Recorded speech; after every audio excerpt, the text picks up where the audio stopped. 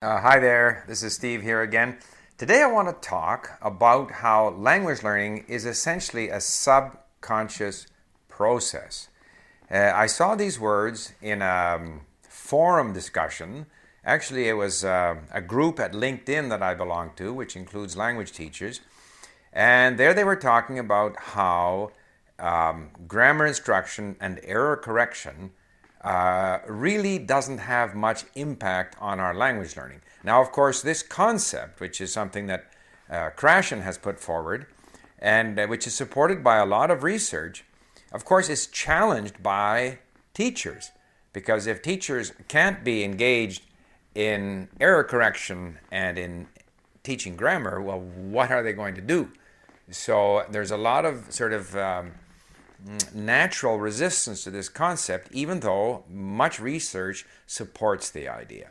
And I have found personally that much of my learning takes place subconsciously. I learn my words without necessarily knowing how I learned them. I have never found that deliberate study of lists or Anki or this kind of thing is where I learn most of my words, nor do I learn most of my ability to speak correctly from studying grammar rules. That's not to say that those activities can't help, because it is an exposure to the language, and there are activities which to some extent help us notice things.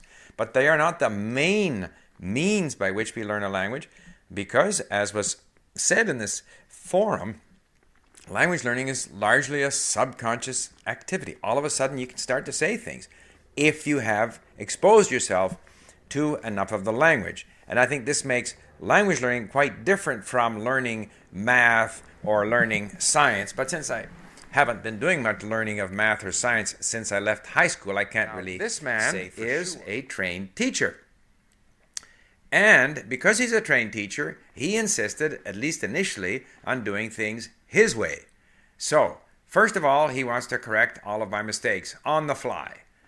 And he wants to use English to explain. And every time he uses a word, he gives me the English just to make sure I understood. And I kept saying, look, if I don't understand, I'll tell you.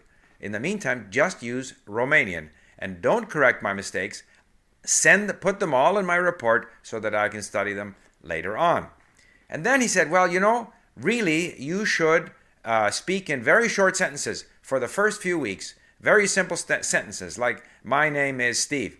And then after a while, we can move to more complicated sentences. And I said, I just want to talk naturally and have an interesting, hopefully, conversation. And he said, well, all right, but I think we then need to choose a theme. So why don't we pretend that you are in a store and we can talk about the different items that you would find in the store.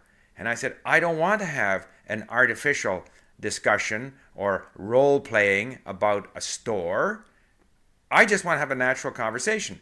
And I want to use simple sentences, complicated sentences, present tense, past tense, future tense, whatever I want to use, whatever comes up in the discussion.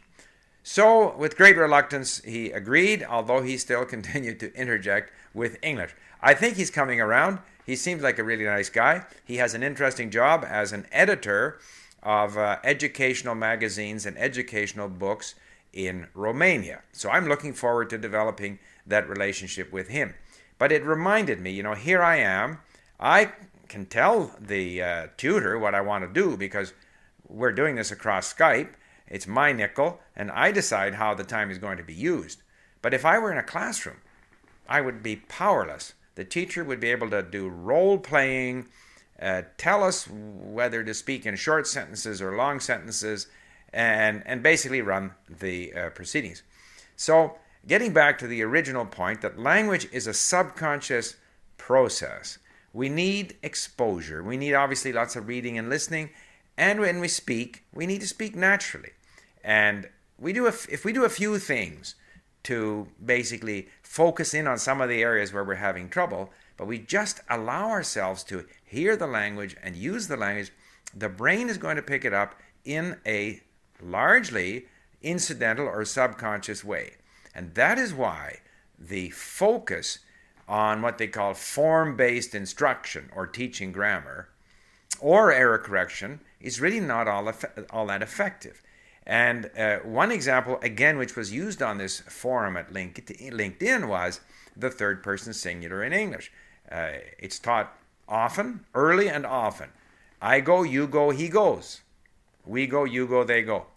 And yet, it's perhaps one of the most common mistakes that people make, because just instructing people or giving people drills in certain rules of grammar doesn't mean that those rules are going to kick in.